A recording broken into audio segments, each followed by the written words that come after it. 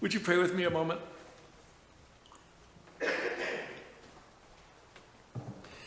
Open my lips that my mouth might show forth your praise. And may the words of my mouth and the meditations of our hearts be acceptable in thy sight, O Lord, our strength and our Redeemer. Amen. 71 days. 71 days after Appomattox and the end of the Civil War. 71 days for the United States Army to get to Galveston, Texas. If the Army hadn't gotten to Galveston, Texas, the Texans were going to keep their slaves. On this, the 156th anniversary of the final freeing of the slaves in Galveston, Texas, 71 days after the end of the Civil War, many Americans celebrate. But I'm still sad because of those 71 days, a sign of the future and the present. Because so many of us still do not accept African Americans as equal citizens in our country. So many of us still harbor racial bias because of the past and because of the color of their skin. Those 71 days are a symbol, in my mind, of our American recalcitrance on racial inclusion and our acceptance of racism in our midst. In some ways, on my Saturdays, I think that racism is an inescapable part of American life. Just like the tension between Catholics and Protestants in Northern Ireland, or between Israelis and Palestine. It's baked in. It feels so tragic to me that this is still right at the heartbeat of the American experience. It feels like we should be able to move on and beyond it, but in truth, slavery preceded Plymouth Rock. 1619, slaves were brought to Virginia. Most African American descendants came to America before most white American descendants came to America. 6 to 7 million Africans came to America before 1808. Half of my family wasn't even here yet, for a whole nother century. 246 years after 1619, on April 9th, 1865, it took Ulysses S. Grant beating the Army of Northern Virginia into submission for emancipation to take place where the American army was. But then Lincoln was assassinated, which pretty much doomed his promises of the second inaugural address and the Gettysburg Address to failure. But between April and June, 71 days. And the slave owners in Galveston and other places far from Appomattox just sort of kept owning slaves until the United States Army showed up and made the proclamation effective. But then after 10 years, the United States Army left. And legal Jim Crow came into effect for 100 years until 1965. And then Jim Crow by other names has been coming and coming and going and coming ever since. Now, lots of Americans call my view rewriting American history. But we Americans have been enmeshed in racial oppression longer than we have been capitalists or a democracy. Juneteenth, to my way of seeing it, was a chance for all Americans to be free. Free from the ugliness, free from the fear, free from the injustice, free from the way all of that erodes our souls, free from the way that race and racism twists all of our souls. And we missed it. Because many Americans didn't want that freedom. Many Americans today still don't want that freedom. It's hard for me to believe that we have white supremacists and white nationalist militiamen, that things like Charlottesville and Buffalo and Idaho are still going on. It's not ambiguous. They want a white America. 71 days. It's hard to believe that when you turn on the television, you can see TV personalities and politicians blowing racist dog whistles about the replacement theory or how the government's letting the southern border be open so that brown people will come in and vote for the other party. 71 days. And then for the millions of African Americans today who tell us that for them, systemic racism is real. They find often life in America threatening and debilitating. 71 days. Now, we don't have to take their opinion, although I really do think that their opinion is the one that counts in this issue. There are the facts and statistics, the economics of how African Americans are poor and have no savings compared to white people and don't own homes the way white people do. Or the educational facts, how most of them tend to go to crummy schools. Or the public health facts, how they have high infant mortality rates compared to white Americans, or how they have diseases that we don't have, or how they die young. Or the sociological facts, how African Americans are locked away in jails, off the charts, or are on death row, much more than white people, or how they live in substandard housing in violent neighborhoods, far from good jobs or decent supermarkets. Now, I know millions of white Americans aren't supremacists, but plenty of us do downplay racism. We sort of blame the African Americans for their problems. 71 days. We're not all supremacists, but some of us do like to point out how much better things are than they used to be. And I guess that does sort of make us feel good that we don't have public lynchings. 71 days. I mean, most of us don't have anything against African Americans, as long as they stay in their neighborhoods and go to their schools. I mean, we don't actually feel one way or another about this. Like we're sort of removed from it. It just sort of worked out that way that our town's all white. 71 days. Most of us do find the supremacists and the militias disgraceful and embarrassing. We wish they would just sort of grow out of their feelings and stop the violence and become nice and polite like us.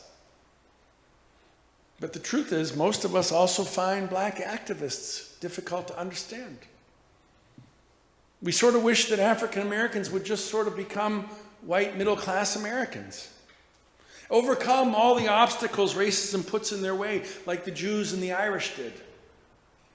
We wish they'd stop complaining and resisting and somehow just be like us, except for the fact that for millions of Americans, their skin color makes them suspect. And finally, there's two more. Mostly we just want to avoid talking about it because it gets people angry and uncomfortable.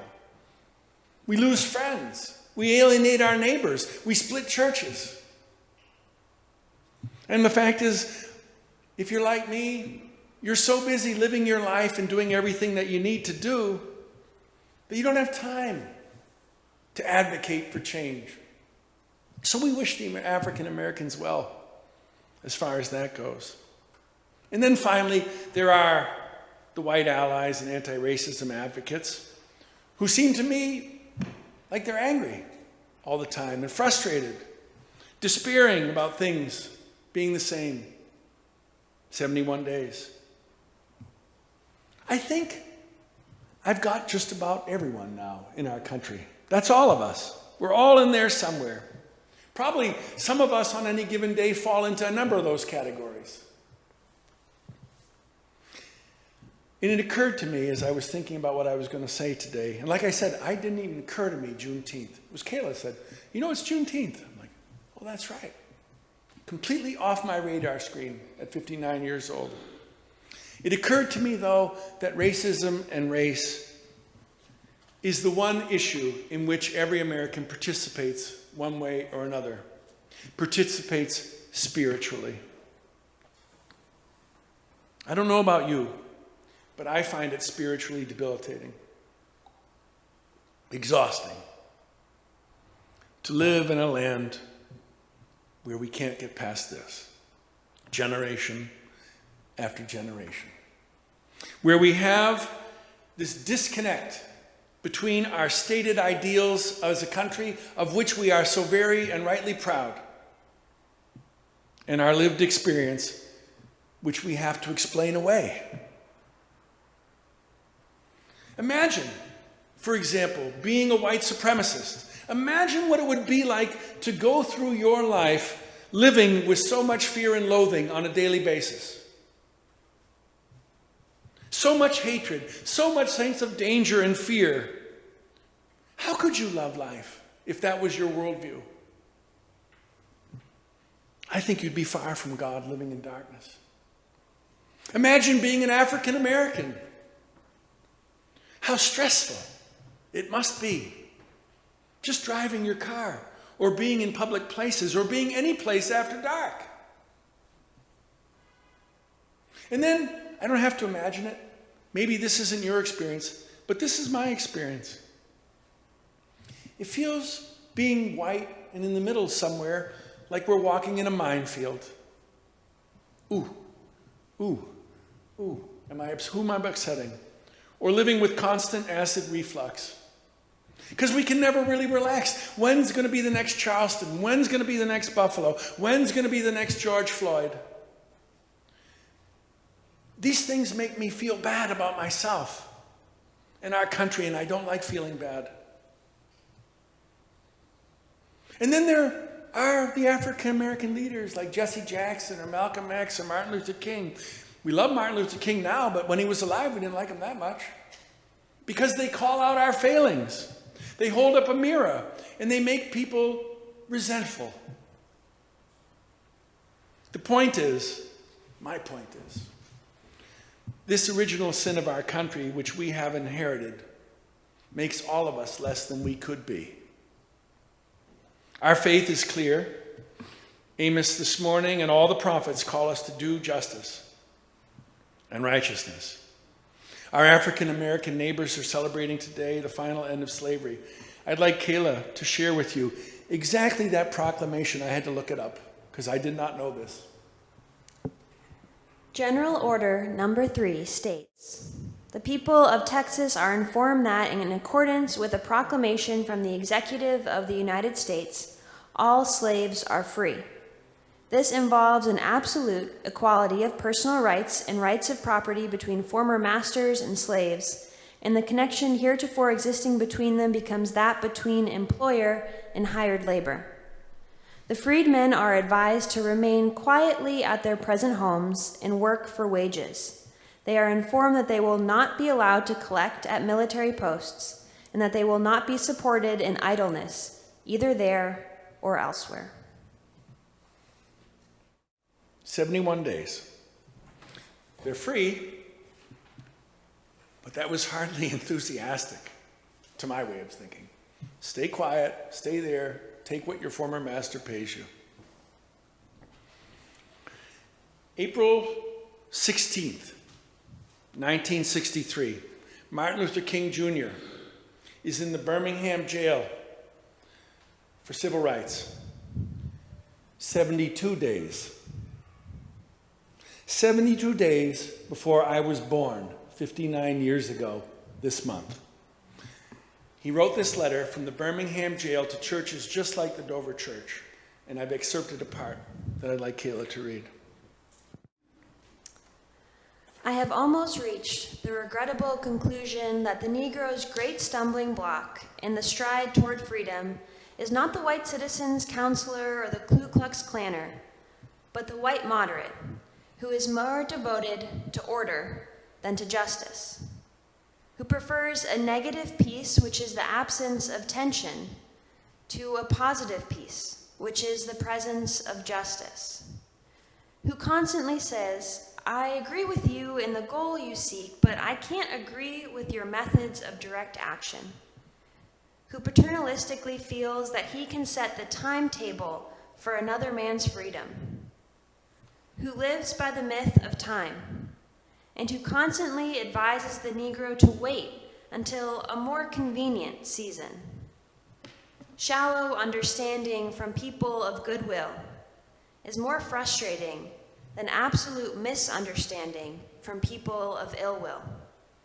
Lukewarm acceptance is much more bewildering than outright rejection. 21,540 days since I was born. 7,900 of them days that I have been the minister of the gospel of Jesus Christ. 1/3 of my life. And I have to tell you this morning, I feel that Amos and Martin Luther King are talking about me. I fear that I look away, that I turn away, that I do not stand up. That I am like the people with the sacrifices and the songs that Amos talks about. I'm a pastor, I lead worship, but where's the justice? That lack of justice eats at my soul. And I have no one to blame but myself for how I don't translate what I believe into what I do. How will I stand before God on the day of the Lord and make my case?